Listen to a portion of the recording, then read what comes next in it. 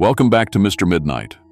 Tonight, we're heading into Alaska, one of the most dangerous and isolated places on Earth. We're covering 7 most disturbing true Alaskan missing people stories, and these cases will seriously mess with your head. We're talking about hunters who knew the wilderness, delivery drivers on routine jobs, fishermen who'd worked those waters for years, normal people doing normal things. But then they disappeared. Some left behind clues that make zero sense. Footprints that just stop in the middle of nowhere, voices heard calling from empty woods, stuff found in places that's impossible to reach. Others, gone without a single trace. Here's what makes Alaska so terrifying. It's massive, freezing cold, and so remote that you could vanish and nobody would ever find you. And sometimes, the people who went searching, they disappeared too. Hit subscribe and turn on notifications because we bring you real cases with no easy answers. These are actual police reports and search missions still open today. Let's begin.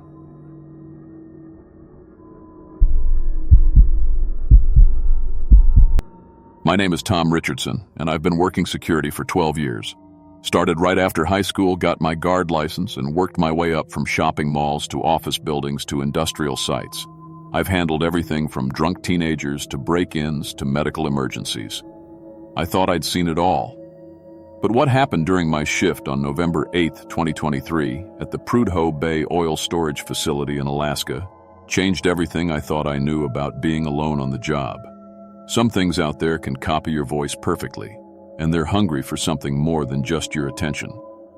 I'd been working at the facility for 8 months when this happened.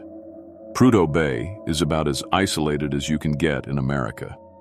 The nearest real town is Fairbanks, over 400 miles south. During winter, we run a skeleton crew, just 4 people total. There's Bob Martinez, the supervisor who's been up here for 15 years. Steve Collins, our mechanic who keeps the pumps and generators running. Maria Santos, our cook who also handles basic medical stuff. And me, the night security guard. The facility stores crude oil in massive tanks before it gets pumped south through the pipeline. My job is pretty simple. Patrol the perimeter every hour, check all the gates and fences, monitor the camera feeds and radio in any problems. The place is surrounded by 8-foot chain link topped with razor wire. Motion sensors cover the main areas. Cameras watch every entrance and most of the tank farm. During the day, there's usually a dozen workers around. But at night, it's just us 4. November 8th started normal enough. I came on shift at 10 p.m., got briefed by the day guard, and started my first patrol. The temperature was around -20, which is pretty typical for November up here. I had my heavy parka, insulated boots, and my duty belt with radio, flashlight, and keys. Shazas, the northern lights, were dancing across the sky, which always makes the night shifts a little less boring. The facility covers about 50 acres, 6 main storage tanks, each one 3 stories tall and holding millions of gallons of oil, pump houses, control buildings, the main office where the crew hangs out, and a workshop where Steve fixes things. Everything's connected by gravel roads and metal walkways. It takes me about 30 minutes to do a full perimeter check. At 11 p.m., I was making my second patrol when I heard my own voice calling from the direction of tank number 4. "Tom, come here, I need help." I stopped dead in my tracks. It was my voice. Not similar to my voice, not someone doing an impression. It was exactly my voice, down to my accent and the way I say "here" with that slight Midwestern drawl. I keyed my radio. "Bob, you copy?" "Yeah, Tom, what's up?" "Did you just call for me?" "Nope. Been in the office the whole time. Why?" I looked toward tank 4. The floodlights lit up the area pretty well, but there are always shadows between the pipes and equipment. I heard someone call my name, sounded like they needed help. Could have been Steve or Maria. Want me to check? "Yeah, if you don't mind." I heard Bob's voice over the facility intercom system. "Steve, Maria, either of you need Tom for something?" Steve's voice crackled back. "Negative, I'm in the workshop." Maria answered from the kitchen. "I'm good here, thanks." Bob came back on my radio. "Nobody called for you, man. Maybe the wind played tricks." But I knew what I heard. I walked over to tank 4 anyway, shining my flashlight around the base, checking behind the valve assemblies and pump connections. Nothing. No footprints in the snow except mine from earlier patrols. I tried to shake it off. Isolation does weird things to your mind sometimes. I've worked plenty of solo night shifts. Your brain starts making up sounds and voices when it's too quiet for too long. At midnight, I was checking the main gate when I heard Bob's voice from outside the fence. "Tom, I'm hurt. Unlock the gate." This time I knew something was wrong. I could see Bob through the office window, sitting at his desk, coffee cup in hand. But the voice was coming from about 20 feet to my left, just outside the fence line. "Tom, please, I fell and twisted my ankle. Let me in." I grabbed my radio with shaking hands. "Bob, are you in the office right now?" "Yeah, why?" "Stay exactly where you are. Don't move." I looked at the office window. Bob was looking back at me, phone to his ear. But the voice outside kept talking. "Tom, what's wrong? Just open the gate." The voice was perfect. Bob's slight Puerto Rican accent, the way he always sounds a little tired during night shifts. Even his breathing pattern was right. I shined my flashlight toward the voice. Nothing. Just empty tundra and blowing snow. "Bob," I radioed, "someone's out here copying your voice." There was a long pause. "What do you mean copying?" "I mean something's talking to me in your exact voice, but you're inside." "Tom, are you feeling okay?" I understood why he'd ask. It sounded crazy, but I knew what I was hearing. At 1 a.m., Maria's voice started calling from the kitchen area. "Tom, emergency in here. I need help right now."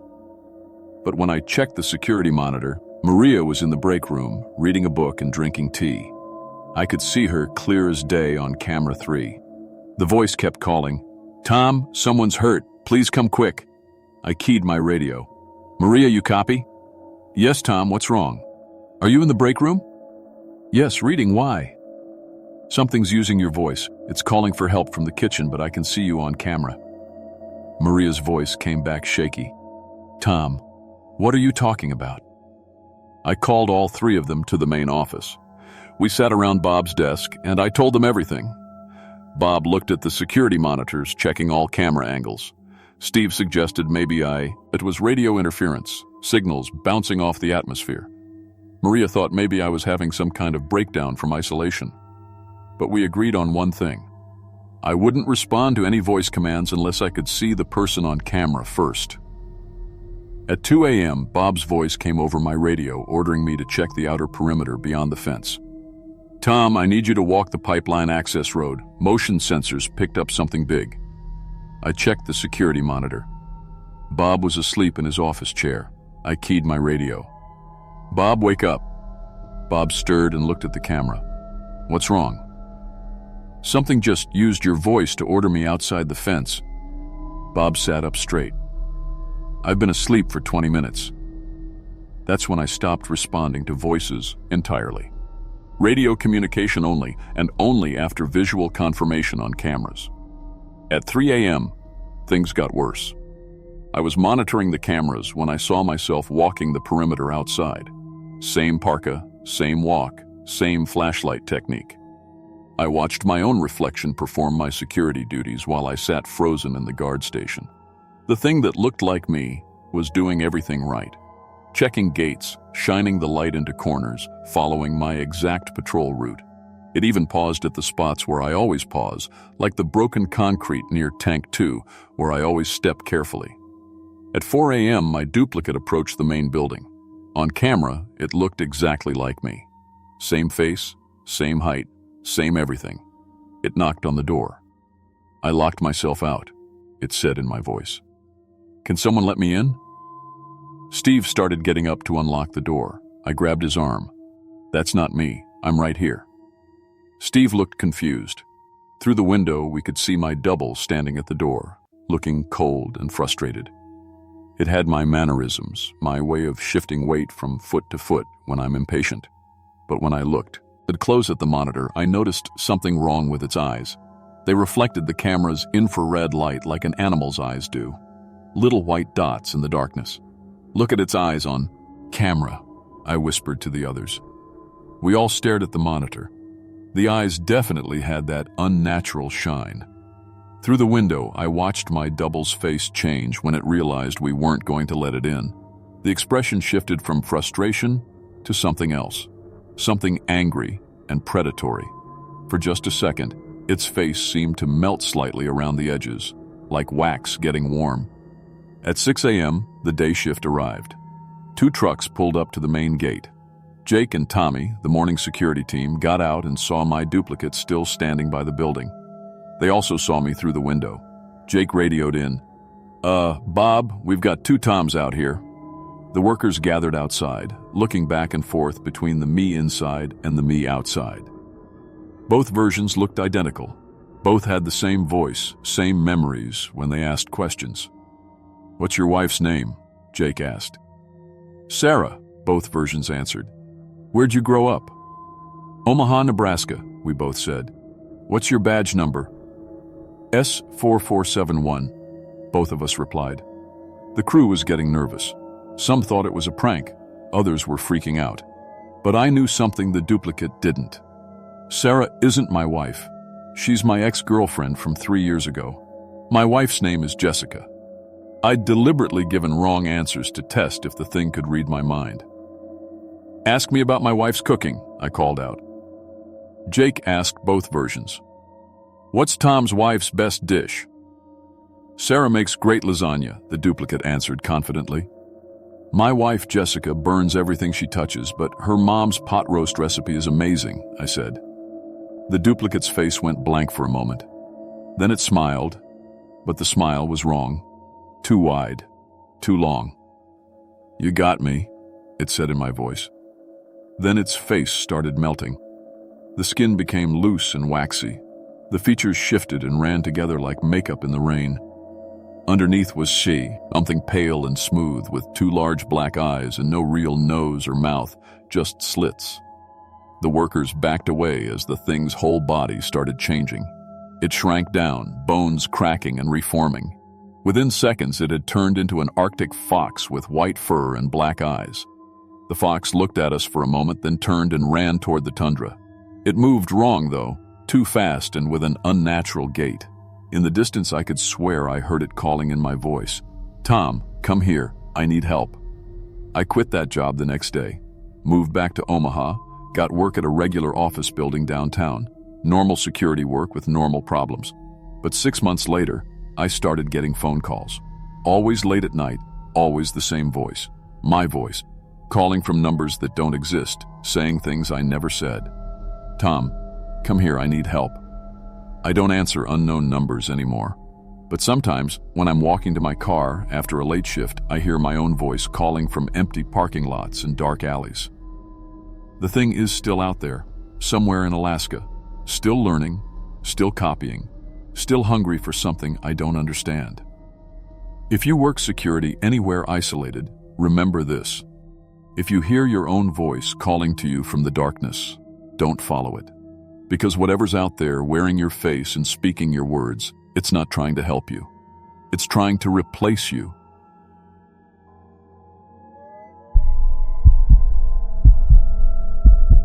My name is Marcus Chen, and I've been delivering food for 3 years now. Started with DoorDash when I was 21, right after dropping out of college. Wasn't proud of it, but the money was decent, especially during busy times. I knew every street in Nome, every shortcut, every house that tips well. I delivered to fancy hotels, tiny apartments, even government buildings. Nothing scared me anymore, or so I thought. What happened during the 2024 Iditarod changed everything I thought I knew about my job. Some places aren't meant for the living to visit. The setup. March in Nome means one thing: Iditarod season. The whole town goes crazy. Tourists everywhere, hotels packed, restaurants slammed. For drivers like me, it's like Christmas.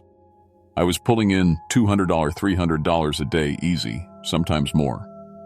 My girlfriend Sarah kept saying I should save it for college, but honestly, I was thinking about making this full-time. My car was nothing special.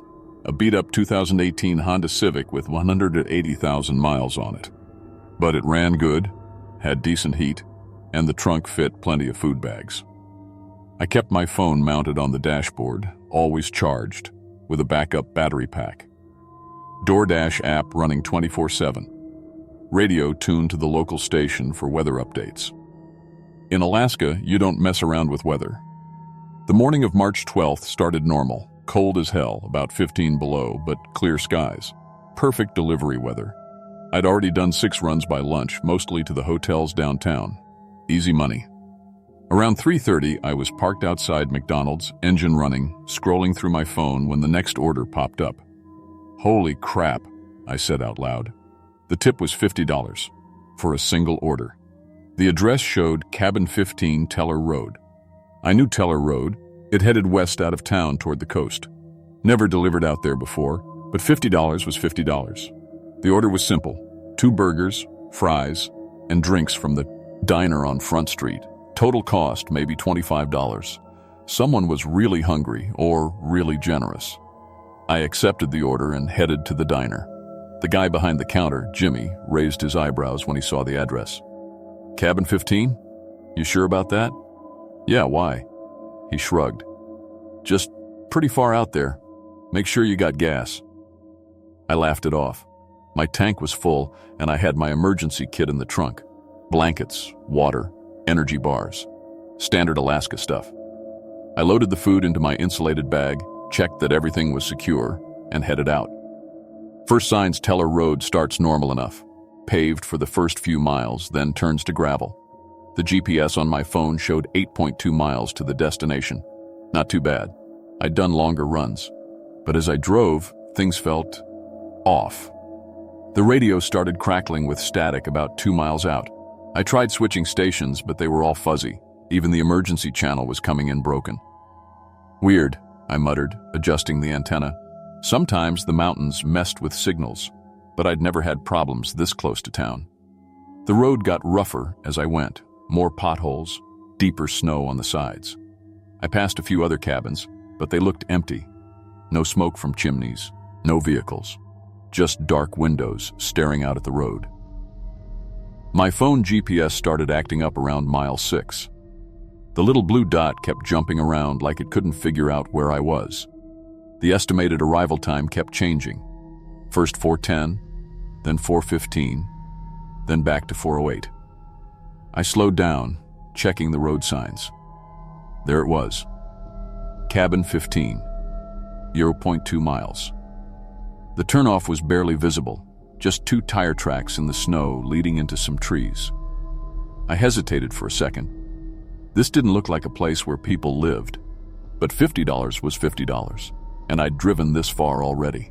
I turned in, my Honda bouncing over the rough track. The trees closed in on both sides, making it darker even though it was only 4:15 in the afternoon. My headlights cut through the shadows, showing more snow, more trees, and finally, a cabin. It was small, maybe 20 by 30 feet, with a metal roof and dark wood siding. No lights in the windows, no smoke from the chimney. No car in the driveway. The place looked abandoned. I parked in front, engine running, and checked my phone. The GPS showed I was at the right spot. The DoorDash app was asking me to confirm delivery. But something was wrong. Really wrong. There were no footprints in the snow leading to the cabin. None. The snow was fresh from last night's storm, and nobody had walked through it. But someone had ordered food. Someone with a working phone. Escalation. I sat in my car for a full minute, debating what to do. The food was getting cold. The customer was probably waiting. But every instinct I had was screaming to turn around and drive back to town.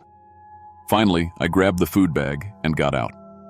The silence hit me immediately. No wind, no birds, no sound at all except my footsteps crunching in the snow. Even the usual noise from my engine seemed muffled.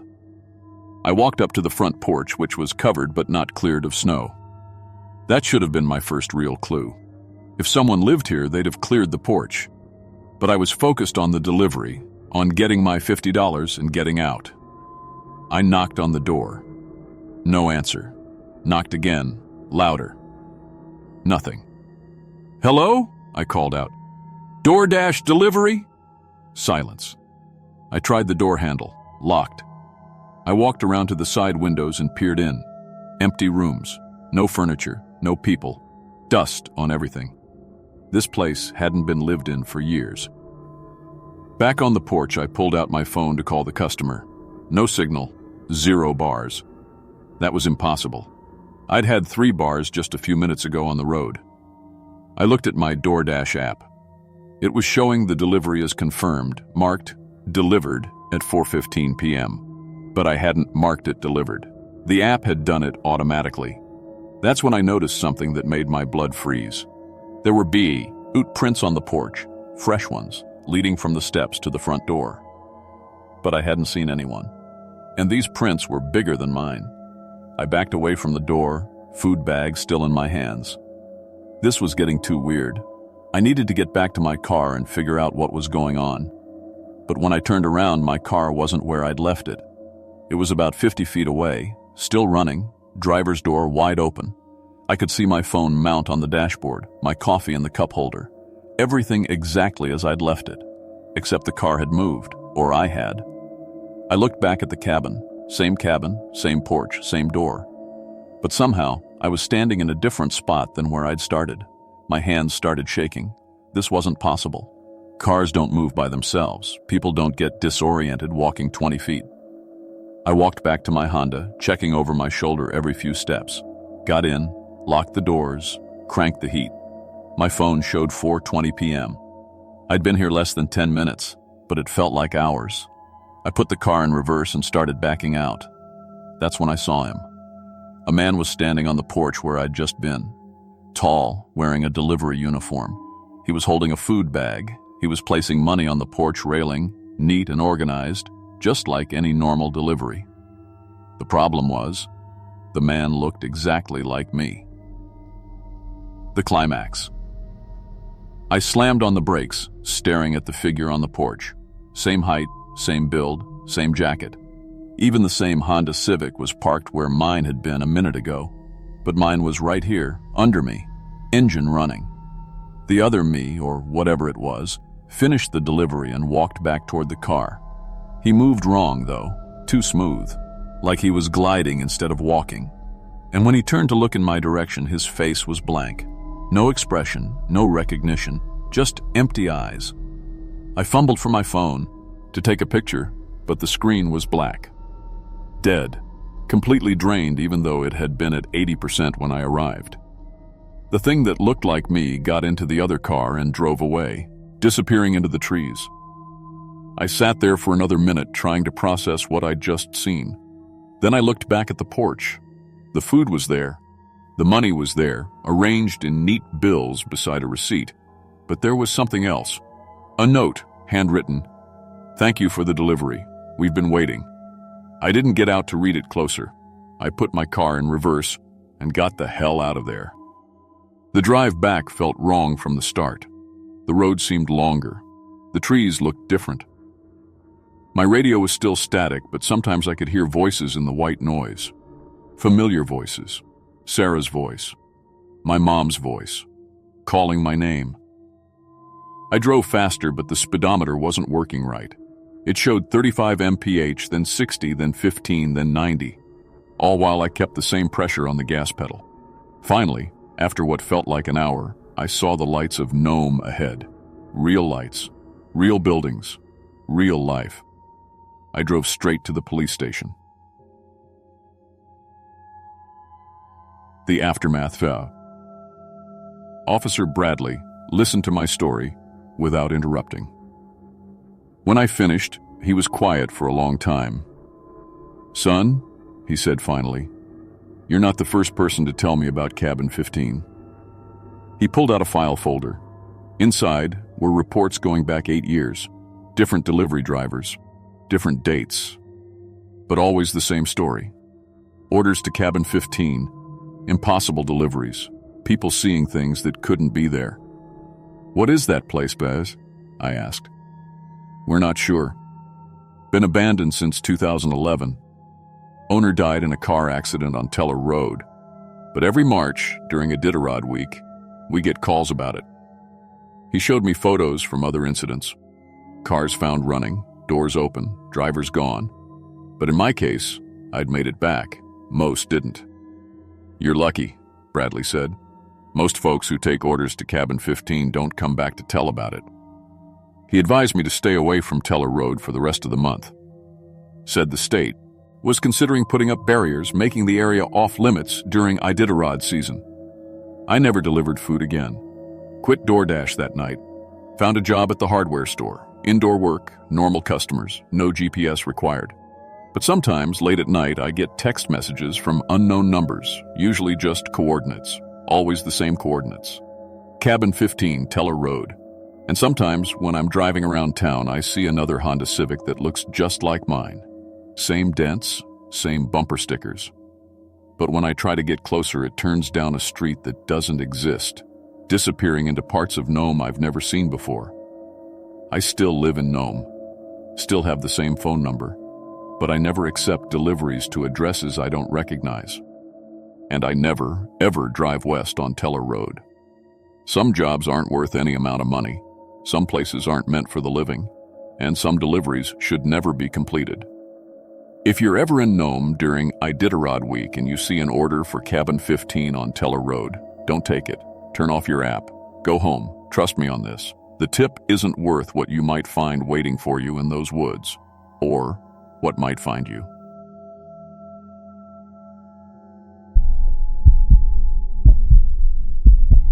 My name is Robert Chen, and I've been driving school buses in Utqiagvik, Alaska for 12 years. That's longer than most people last up here. The cold gets to you, and the darkness in winter can drive you crazy. But I love this job. I know every road, every trail, every safe spot to pull over when the weather turns bad. The kids depend on me to get them home safe, and I've never let them down, not once. But what happened on October 5th, 2023, changed everything I thought I knew about the ground beneath my wheels. I learned that sometimes the earth itself can become your enemy. October in Utqiagvik is beautiful if you can handle the cold. The northern lights start showing up more often, painting the sky in green and purple waves that dance across the darkness. It's the kind of sight that brings tourists from all over the world. That's how I make extra money during the school year, taking groups out to see the aurora. My old Bluebird school bus might not look fancy, but it's got four-wheel drive and can handle the rough terrain better than those expensive tour vans. The group that night was 8 people from California. They'd paid good money to see the lights from the best viewing spot I knew, a small hill about 10 miles outside town. I'd been taking people there for 5 years. The ground was always solid, even in spring when everything else turned to mud. It was the perfect place to park and wait for the show to start. October 5th was supposed to be perfect for aurora viewing. The weather service said clear skies and strong solar activity. My passengers were excited, talking about their cameras and how they'd never seen the northern lights before. I felt good about the trip. These were the kind of nights that made extra money and helped pay for my daughter's college fund. I picked everyone up at 8:30 p.m. from their hotel. The group was friendly. 2 married couple. Liz in their 50s, a young photographer, and 3 college friends. They were dressed warm and had expensive camera equipment. The photographer, Jake, had even brought a tripod that cost more than I make in a month. The drive out was normal. My headlights cut through the darkness, showing the familiar road that I could drive with my eyes closed. The bus heater was working fine, keeping everyone comfortable. We talked about the best places to see the lights and how long they might last. I told them my usual stories about the biggest aurora displays I'd ever seen. At 9 p.m., I pulled into the viewing area and parked on the flat section of ground where I always stopped. Everyone got out to stretch and set up their cameras.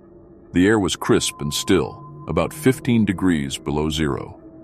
Perfect conditions. I kept the bus running to keep it warm. That's standard procedure when you're planning to stay in one spot. The first signs of aurora appeared right on schedule at 9:30. Faint green ribbons started dancing across the northern sky. My passengers got excited, adjusting their cameras and taking test shots. Jake was already snapping photos, his camera flash lighting up the ground around us every few seconds. That's when I first heard it. A soft cracking sound coming from somewhere under the bus. It was quiet, like ice breaking on a pond, but deeper. I'd heard permafrost shifting before. It happens when the temperature changes fast. Usually it's nothing to worry about. The ground in Alaska is always settling and shifting. I figured it was just the permafrost adjusting to the weight of the bus. At 10 p.m., the real show started. Brilliant green and purple lights exploded across the entire sky, moving and dancing like living things. My passengers were cheering and taking pictures as fast as their cameras could shoot. It was one of the best displays I'd seen all year. Everyone was having the time of their lives. Then I heard a much louder crack. The bus tilted slightly to the left, just a few degrees, but enough that I felt it in my seat. The engine was still running fine, but something was wrong with the ground underneath us. "Everyone back on the bus," I called out. "We need to move to a different spot." My passengers started packing up their equipment, but they were taking their time. They didn't understand the urgency. To them, it was just a minor adjustment. They'd paid for 2 hours of aurora viewing, and the show was just getting good. Jake was the closest to the bus when it happened. As he stepped onto the bottom step, the ground under his feet just disappeared. 1 second he was there, the next second he was falling into a black hole that opened up like a hungry mouth. His scream echoed from 20 feet down. Then Sarah, one of the college girls, tried to run toward the bus. The earth gave way beneath her feet too. She fell right after Jake, her voice joining his in the darkness below. I grabbed my radio to call for help, but as I looked around, I could see more cracks spreading across the ground like a spider web. The permafrost wasn't just shifting, it was collapsing. Years of warming temperatures had created huge empty spaces underground, and now they were all caving in at once. The remaining 6 passengers scrambled onto the bus, but we were trapped. Behind us, the road we'd driven in on had collapsed into a deep trench. In front of us, more holes were opening up every minute. We were sitting on a small island of ground that was getting smaller and smaller. "What's happening?" asked one of the wives, her voice shaking. "Climate change," I said, though I could barely believe it myself. "The permafrost is melting from underneath. It's creating cavities that can't support weight anymore." Tom, one of the husbands, had a satellite phone. He managed to get through to the Coast Guard and explained our situation. I could hear the rescue coordinator asking for our exact location. Tom read off the GPS coordinates from his phone screen. At 11 p.m., our small island of stable ground finally gave way. The bus tilted forward and slid into a crater that opened up right under our front wheels. We fell 30 feet, the bus crashing down nose first with a sound like thunder. The impact threw everyone forward, but the old Bluebird was built tough. The frame held together, and somehow we all survived. But now we were at the bottom of a deep hole, and more earth kept falling down on top of us. The aurora was still dancing overhead, but we could barely see it through the opening that was getting smaller every minute. I found an air pocket near the back of the bus where we could all breathe. The heater was still working, thank God, so we weren't freezing. But I could see that our space was shrinking as more dirt and rocks fell from above. Tom's satellite phone still had signal. He sent our new GPS coordinates to the Coast Guard before the battery died. We could hear helicopters overhead, but they couldn't see us. The collapse had buried our bus completely under tons of earth. The rescue teams on the ground couldn't reach us either. Every time they tried to get close, more ground would collapse. It was like the earth itself was fighting against them. As the hours passed, I realized what was really happening. This wasn't just bad luck or a freak accident. The warming climate had been slowly melting the permafrost for years, creating a network of underground cavities that nobody knew about. Our bus had been the final weight that triggered a massive collapse. At 2 a.m., I heard voices and machinery above us. The rescue team was using ground-penetrating radar to locate exactly where we were buried. They'd brought in specialized mining equipment that could dig down to us without causing more collapses. We were 40 feet underground by then, trapped in what was left of my bus. The air was getting thinner, and I could tell that some of my passengers were struggling to breathe. I kept talking to them, trying to keep everyone calm and awake. At 4 a.m., I heard drilling sounds directly above us. The rescue team had reached us, but it was almost too late. 5 of my passengers had already passed out from lack of oxygen.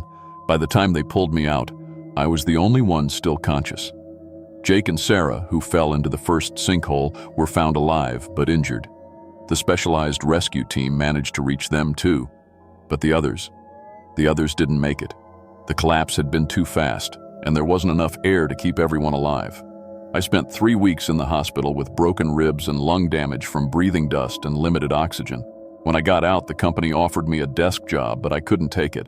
Every time I sat in the driver's seat of a bus, I could feel the ground shifting underneath me.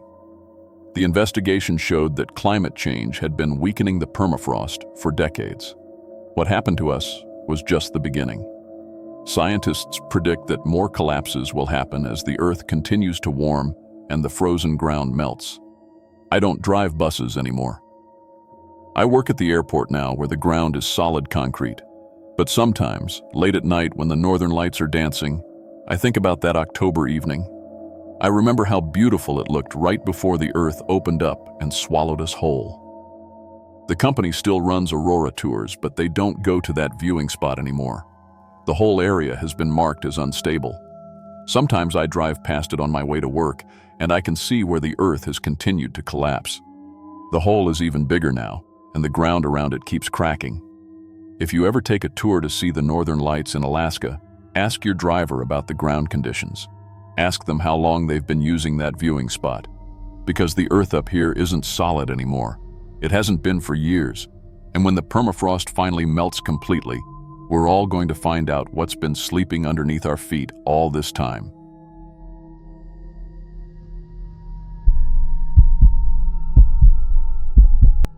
My name is Jake Morrison, and I've been working construction for 11 years. Started right after high school, learning the trade from my uncle who ran a small crew in Anchorage. I got my heavy equipment license when I was 22, and I've operated everything from mini excavators to those massive Caterpillar dozers. I've worked on apartment buildings, shopping centers, and dozens of housing developments across Alaska. The pay is good, the work keeps you strong, and there's something satisfying about building something that'll last. I thought I'd seen everything that could go wrong on a job site. Cave-ins, equipment failures, accidents that make your stomach turn. But what happened on July 18, 2023, in Eagle River changed everything I thought I knew about what lies beneath the ground we build on. Some things should stay buried.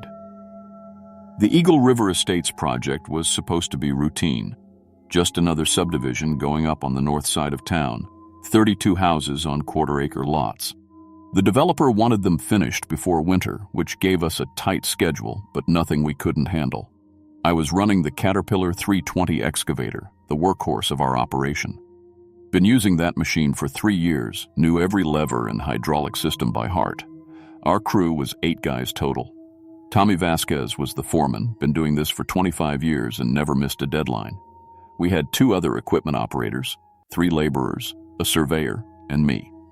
The routine was always the same. Mark the lot boundaries, clear any vegetation, then start digging foundations. Each house needed a basement dug 8 feet deep, perfectly square, with concrete footings poured exactly to spec. The soil in Eagle River is usually pretty standard for Alaska, mostly glacial till mixed with some clay, decent drainage, easy to work with. We'd started the project 2 weeks early, and already finished 12 lots without any problems. The weather was perfect that week, sunny and 70 degrees, which is about as good as it gets in Alaska during summer. Lot 15 was positioned right in the middle of the development, same size and layout as all the others. When I fired up the Cat that morning, everything felt normal. Engine ran smooth, hydraulics responsive, tracks gripping the ground just right. I'd been operating heavy machinery long enough to feel when something was off, and that morning, everything seemed perfect. Tommy gave me the signal to start digging at exactly 8 a.m. That's when I first noticed something weird. The bucket went into the ground easier than it should have. Way easier. On the other lots, I had to really work to break through the packed earth, especially that first few feet. But on Lot 15, the bucket sank in like I was digging through loose sand. I figured maybe there'd been some kind of drainage issue, or maybe the city had done some utility work years ago and backfilled with softer material. Happens sometimes. So I kept digging, but I had to slow down because the excavator was sinking deeper with each scoop than my controls were telling it to. By 10 a.m., I was only 4 feet down, but something was definitely wrong. The dirt coming up looked normal enough, brown soil mixed with some rocks and roots. But the way it felt through the machine was all wrong. It was like the ground had already been dug up before, like I was just re-excavating an old hole. Tommy came over around noon to check my progress. "You're behind schedule, Jake. What's the holdup?" "Something's not right with this dirt," I told him. "It's too soft. Feels like it's already been worked." He grabbed a handful of the soil I'd pulled up and examined it. "Looks normal to me. Maybe there's an old septic system or something. Keep digging, but go slow. Last thing we need is to hit a gas line that's not on the maps." That's when I should have stopped. Should have insisted we call the city engineers first, or at least use the ground-penetrating radar. But we were behind schedule, and Tommy was right. The dirt looked completely normal. It was just the feel of it that was wrong. I kept digging. By 2 p.m., I was down about 7.5 feet when it happened. The bucket broke through into empty space. I felt it immediately. That sickening drop when your equipment suddenly has nothing supporting it. The entire front end of the excavator lurched forward and down, and for a second I thought the whole machine was going to tip into whatever hole I'd just opened up. I killed the engine and sat there for a moment, heart pounding. In 11 years of construction work, I'd never broken through into a void that big. Small pockets, sure. Old tree roots, maybe a buried septic tank. But this felt massive. Tommy came running over when he saw me shut down. "What happened?" "Hit some kind of cavity?" I called down to him. "Big one." He climbed up to the cab to look. Down in the foundation hole, you could see where my bucket had punched through. There was a dark opening, maybe 3 feet across, and cold air was rising out of it. Not just cool air, actually cold, like it was coming from deep underground. "Get your flashlight," Tommy said. "Let's see what we're dealing with." I always kept a heavy-duty mag light in the cab, one of those police-issue ones with the Sirius beam. I climbed down into the foundation and shined the light into the hole my bucket had made. What I saw didn't make sense. It wasn't a septic tank or a storm drain. It was a tunnel. A perfectly round tunnel, maybe 6 feet across, with smooth walls that looked almost polished. The beam of my flashlight disappeared into darkness in both directions. "That's not on any of the utility maps," Tommy muttered. He'd been doing construction in Anchorage for decades and knew every pipe and cable that ran under the city. "This isn't supposed to exist." The walls of the tunnels were too smooth, too perfect. They looked almost carved, like someone had used some kind of boring machine to cut through the earth. But the finish was wrong for any equipment I knew about. It was more like the walls had been worn smooth by something moving through them over and over again. Tommy called the city engineers from his truck. Took them 40 minutes to get to the site, and another hour for them to run through every utility map and survey record they had. Nothing. No record of any tunnel or drainage system in that location. No construction permits. No abandoned infrastructure. Nothing. "We need to explore it," the lead engineer said. "Figure out what we're dealing with before we can proceed with construction." That's when I made the mistake that almost cost me my life. I volunteered. "I'll go down," I said. "I'm the smallest guy on the crew, and I've got experience with confined spaces." It was true. I'd taken the confined space training required for some of the industrial jobs. I knew how to use safety harnesses, breathing equipment, emergency communication, and honestly, I was curious. In 11 years of digging holes, I'd never seen anything like this tunnel. Tommy wasn't happy about it, but the engineers needed someone to go down and assess the situation before they could make any decisions about the construction project. We rigged up a safety rope system, gave me a radio headset, and I strapped a small video camera to my hard hat. 15 minutes max, Tommy said as I clipped into the harness. "You see anything dangerous, you come right back up." I lowered myself through the hole into the tunnel. The temperature drop hit me immediately. It had to be at least 20 degrees cooler down there. My breath was fogging in the beam of my flashlight, and the cold seemed to be coming from deeper in the tunnel system. The tunnel was exactly as smooth as it had looked from above.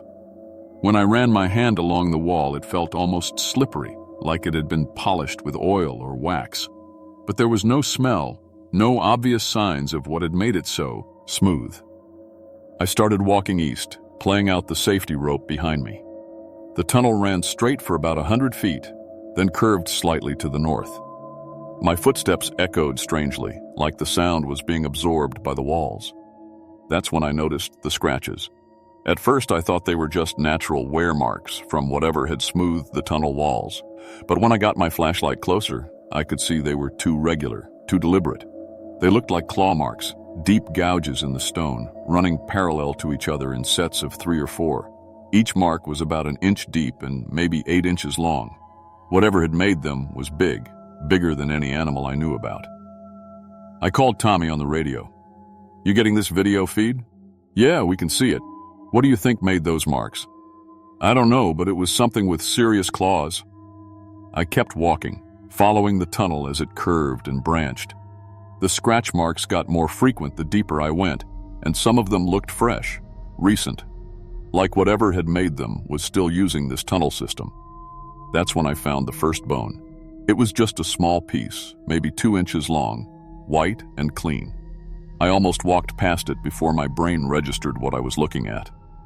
Human finger bone. I stopped and played my flashlight around more carefully. There were more pieces scattered along the tunnel floor. Rib fragments, pieces of skull, what looked like part of a femur. All of them picked clean, with no tissue or clothing remaining. "Tommy, we've got a problem down here." "What kind of problem?" "Human remains, lots of them." The radio crackled with static for a moment before Tommy's voice came back. "Are you sure?"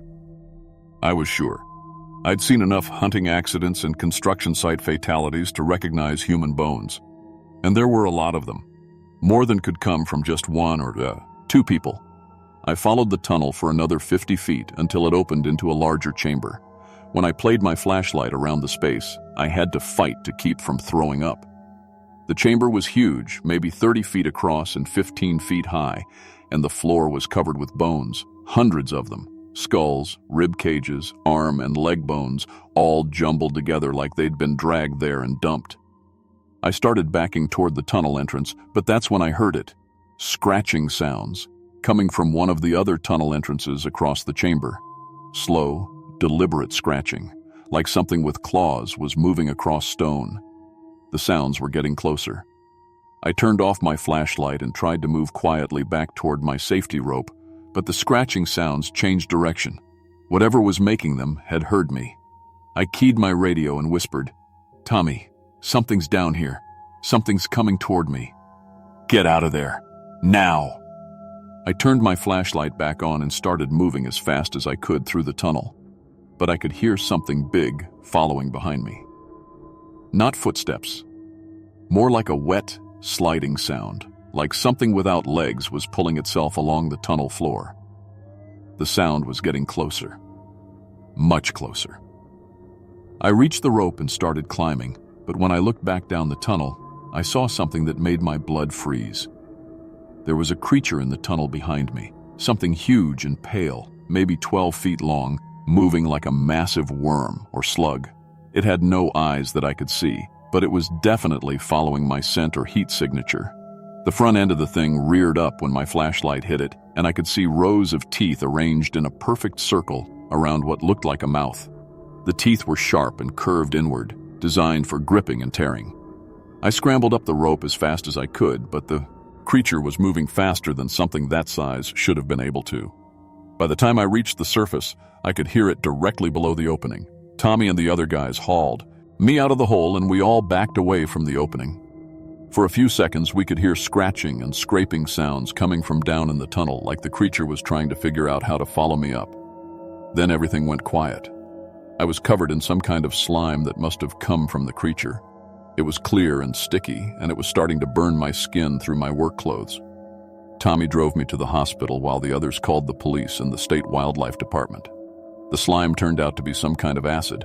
Not strong enough to kill me, but it burned through my work shirt and left permanent scars on my arms and chest. The doctors said it was probably digestive fluid, like what you'd find in a stomach. The police investigation found the remains of 23 people in the tunnel system. All of them had been missing persons from Anchorage over the past 5 years. The tunnels connected to the storm drain system with openings under sewer grates throughout the city. The creature had been hunting people for years, pulling them down through storm drains and dragging them back to its lair to feed. The city sealed all the tunnel entrances they could find and posted warnings throughout the storm drain system. But they never found the creature. I couldn't go back to construction work after that. The nerve damage from the acid burns made it too painful to operate heavy machinery for more than a few minutes at a time. I work in a hardware store now, and I live in a second-floor apartment with no basement. Sometimes, late at night, I hear scratching sounds under buildings. Other people hear them too. There are posts about it on local Facebook groups and neighborhood watch forums. The city says it's just settling foundations or small animals in the crawl spaces. But I know better. That thing is still down there, and it's still hunting. If you're ever in Anchorage and you hear scratching sounds coming from under the ground, don't investigate. Just walk away. Some things should stay buried.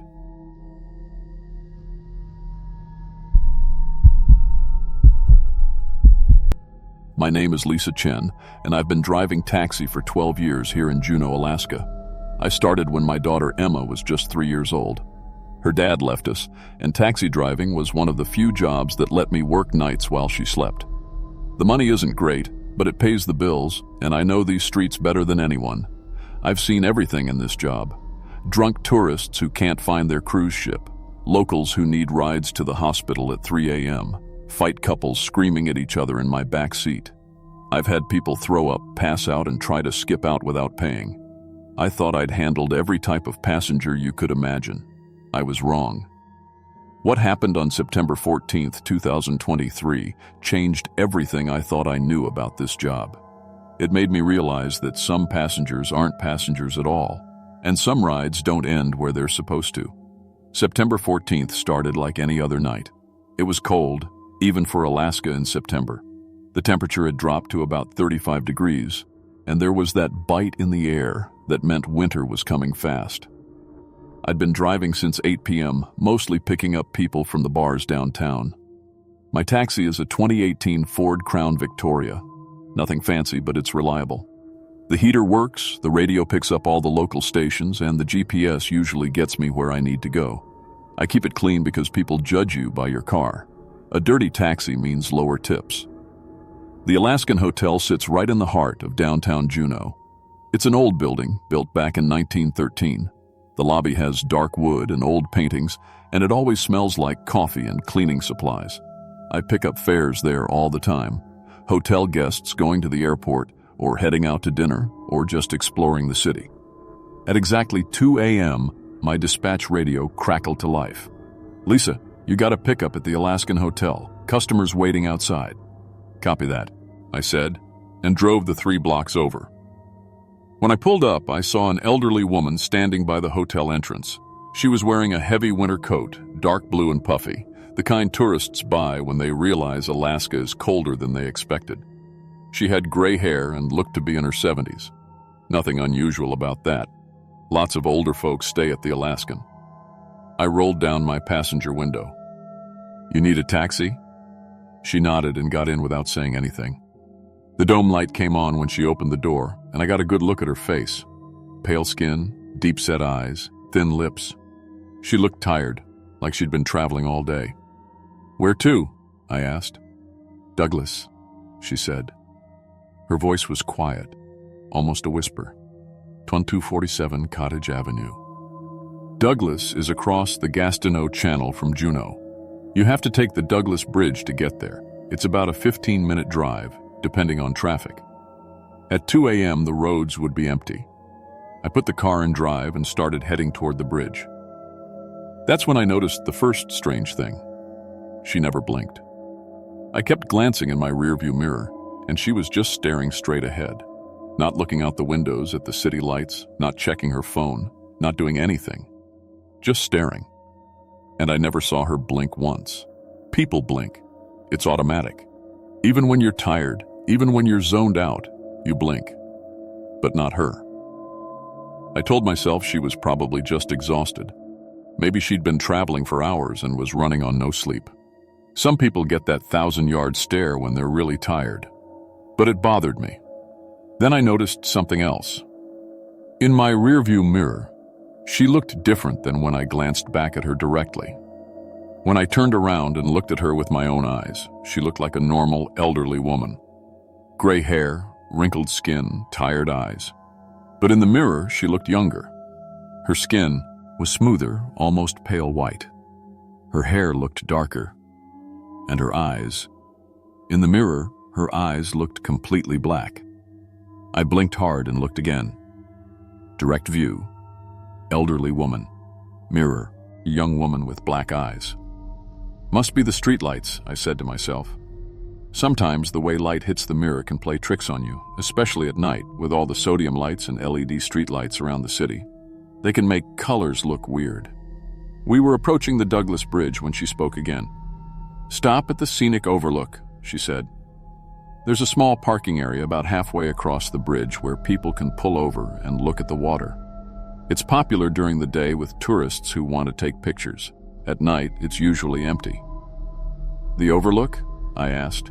"I thought you wanted to go to Cottage Avenue." "I want to see the water," she said. That's when I noticed her voice sounded different. It still sounded like an old woman, but there was something underneath it, like there were other voices mixed in, all talking at the same time, but so quiet you could barely hear them. I pulled into the overlook and stopped the car. The water was dark and choppy below us. You could hear it hitting the rocks, even through the closed windows. "Here we are," I said, turning around to face her.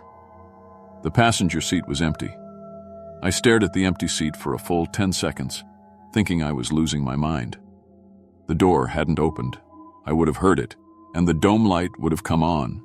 The windows were all closed and locked, but she was gone. I got out and checked the entire car. I looked under the seats, in the trunk, everywhere. No one. But on the passenger seat, folded neatly, was her coat.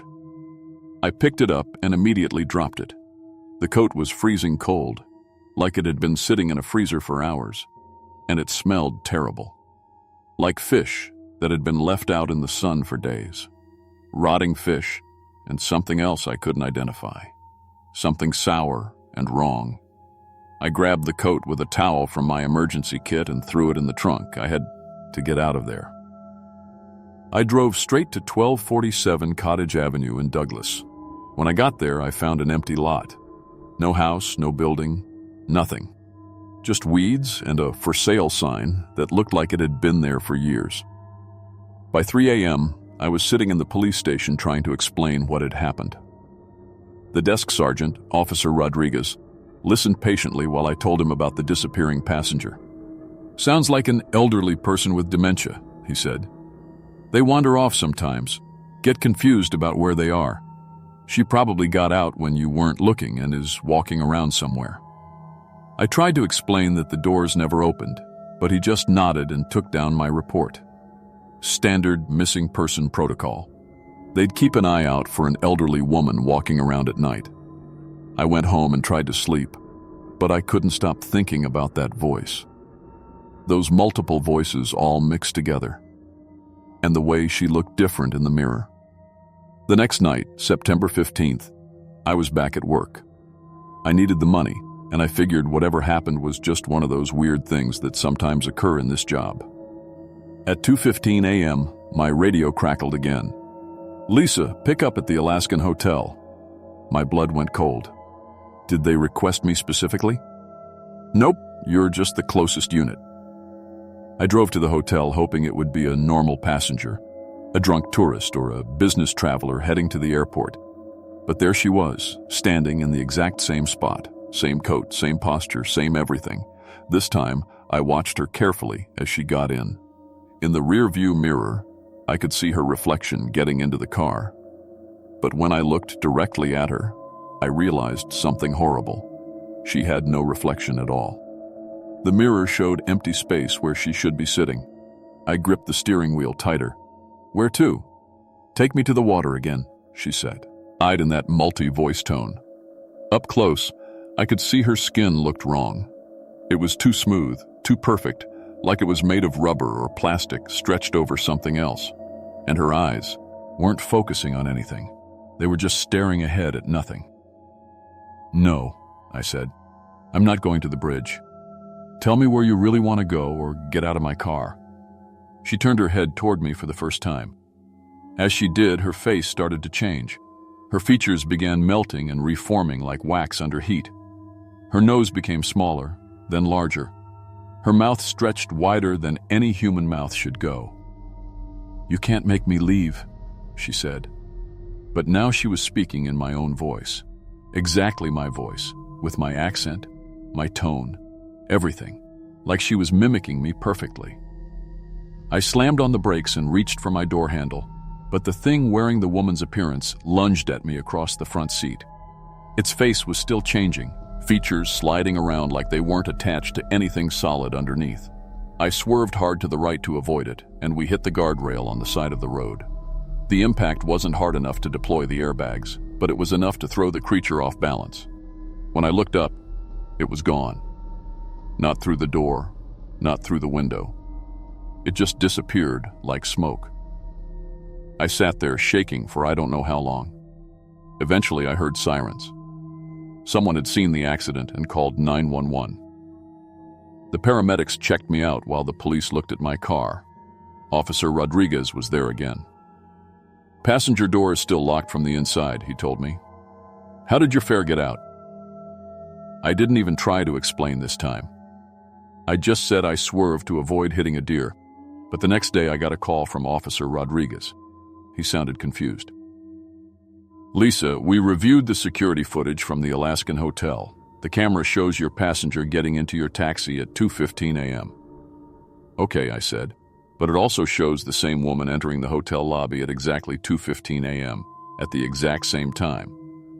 I didn't know what to say to that.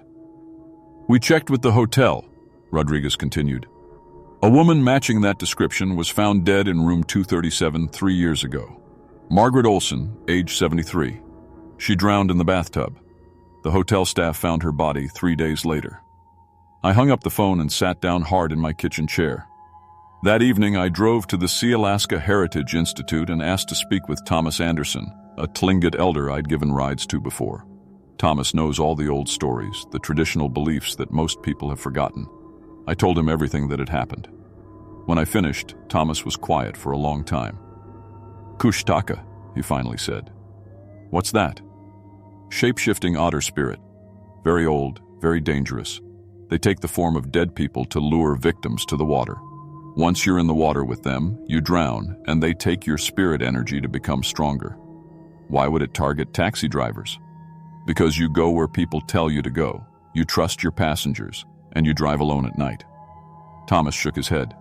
"It's the perfect hunting ground for a kushtaka." He leaned forward.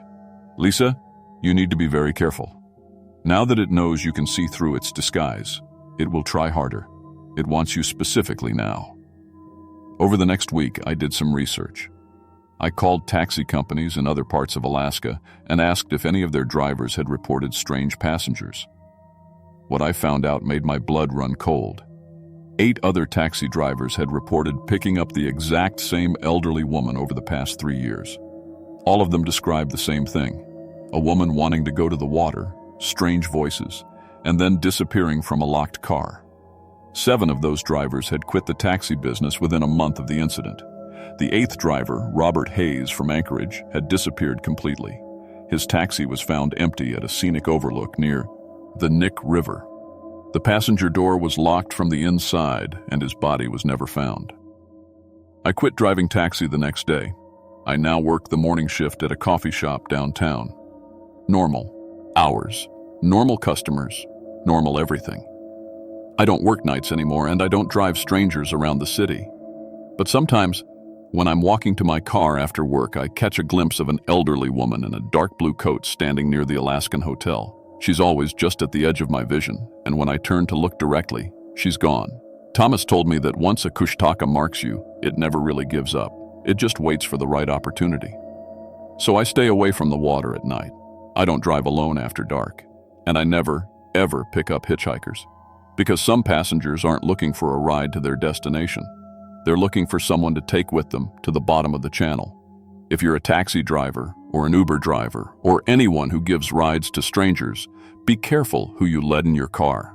Look at them in your rearview mirror. Make sure their reflection matches what you see with your own eyes. And if they ask you to take them to the water, don't go. Just drive away as fast as you can. Some fares aren't worth the money.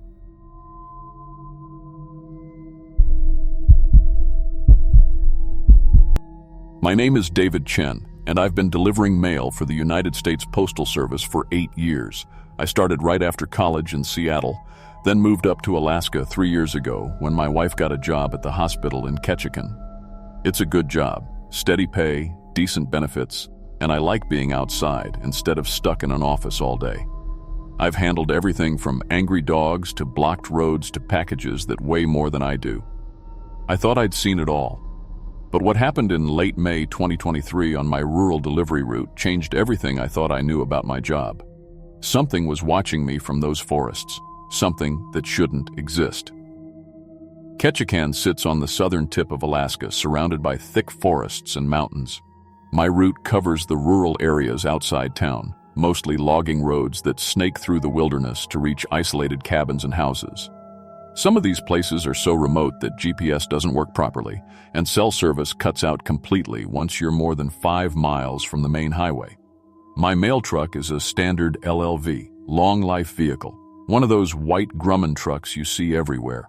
It's got 180,000 miles on it and makes weird noises, but it's reliable. The thing was built like a tank back in 1987. I carry the usual gear: mail bags, packages, a handheld scanner for tracking deliveries, bear spray, required in Alaska, and a first aid kit. The route takes about 6 hours to complete on a normal day. Most of my customers are great people. Retired folks, families who wanted to get away from city life, some writers and artists who like the quiet. Then there are the true off-grid types who barely tolerate having mail service at all. They only get deliveries twice a week because their roads are so rough. Pine Ridge Road is the farthest point on my route, about 40 minutes from town on a winding dirt road that follows an old logging trail. Only 3 houses out there, all spread at least a mile apart. The Hendersons live in the first house, the Kowalskis in the second, and old Mr. Garrett lives alone at the very end. His place is so isolated that I'm usually the only person he sees all week. The weather in May was typical for southeast Alaska: rainy, muddy, and cool. The trees were just starting to get their full summer leaves, making the forest thick and dark. Perfect conditions for something to hide in the shadows and watch you without being seen. May 22nd started like any normal Tuesday. I grabbed my coffee at the post office, loaded up the truck, and headed out around 9 a.m. The Henderson house was my first stop on Pine Ridge Road. Mrs. Henderson had a package from her daughter in California, and I always enjoyed chatting with her for a few minutes. I parked next to their mailbox and got out to grab the package from the back. That's when I noticed the footprints in the mud beside the road. They were huge, at least 18 inches long and shaped like human feet, but way bigger than any person I'd ever seen. The prints were deep too, like whatever made them was incredibly heavy. I knelt down to get a better look. They were definitely bare feet. You could see the outline of toes and everything, but they were massive. I wear size 11 boots, and these prints made my feet look tiny. The weird thing was how clear they were. It had rained the night before, so the mud was soft and perfect for showing details. Mrs. Henderson came out to get her mail and saw me looking at the tracks. "Oh, those," she said with a laugh. "Tom thinks it's some of the logging crew boys playing pranks. You know how they get when they're bored." Tom was her husband, retired from the Forest Service. I stood up and brushed the mud off my knee. "Pretty elaborate prank," I said. "These look real," she shrugged. "Kids these days have too much time on their hands. Probably made some kind of fake feet to mess with people." I delivered her package and got back in my truck, but I couldn't stop thinking about those prints. The spacing between them suggested something walking upright, but the stride was way longer than a normal person's, and the depth meant whatever made them had to weigh at least 300 pounds. The next day, Wednesday, I found more tracks. This time they were at the Kowalski place, right next to their mailbox. Same huge footprints, same impossible depth in the mud. But these ones were different. They led from the tree line straight to the mailbox, then back into the forest. Mr. Kowalski wasn't home, so I couldn't ask him about it. But I took pictures with my phone this time. When I got back to the post office, I showed them to my supervisor, Janet. Probably just some local kids messing around, she said, barely glancing at the photos. You know how people get about mail carriers? They think we're easy targets for pranks. But I'd been doing this job for 8 years. I knew what prank footprints looked like. These were different. The weight distribution was wrong for fake feet, and the toe marks showed real grip in the mud. Something had actually stood there. Thursday brought more tracks, this time at Mr. Garrett's place at the end of Pine Ridge Road. But these prints weren't just by the mailbox, they circled his entire property. I followed them partway around his cabin and counted at least 20 separate footprints in a rough circle about 50 feet from his house. Mr. Garrett was working in his garden when I delivered his Social Security check. He's in his 70s, lived alone since his wife died 5 years ago. Sharp as a tack, though. You see those tracks? I asked him. He looked up from his tomato plants. Been seeing them for 3 days now, appears every morning after you leave. Whatever it is knows your schedule. That sent a chill down my spine. You think it's following my route? Son, I've lived in these woods for 31 years. I know what every animal around here sounds like and what their tracks look like. This ain't no animal I ever seen, and it's definitely watching you. Friday, May 25th was when everything changed. I was making my delivery to the Henderson place when I saw it. I just put their mail in the box and was walking back to my truck when movement in the tree line caught my eye. Something tall was standing about 60 feet away, partially hidden behind a massive pine tree. At first I thought it was a person, maybe one of the loggers Mrs. Henderson mentioned. But as my eyes adjusted, I realized how wrong I was. The thing was huge, at least 9 feet tall and covered in dark brown hair or fur. It had a human-like shape, but everything was wrong. The proportions were off, the shoulders too broad, the arms too long. And it was watching me. When I turned to look directly at it, the creature stepped sideways behind the tree and vanished. Just like that. I stood there staring at the tree line for a full minute, but it was gone. The forest was completely silent. No birds, no squirrels, nothing. Just me and the sound of my own heartbeat. I got back in my truck with shaky hands and drove to the next house. My scanner beeped with a message from the post office asking for my location update, but I could barely focus enough to respond. I kept checking my mirrors, looking for any sign of movement in the trees. When I got back to the post office that afternoon, I reported the sighting to Janet. She listened politely, then suggested it might have been a bear standing on its hind legs. Black bears do that sometimes when they're curious about something. But I'd seen plenty of bears in Alaska. This wasn't a bear. Bears don't watch you with obvious intelligence, and they don't step carefully behind trees to avoid being seen. This thing knew I was looking at it and deliberately hid from me. Now. Saturday was my day off, but I couldn't stop thinking about what I'd seen.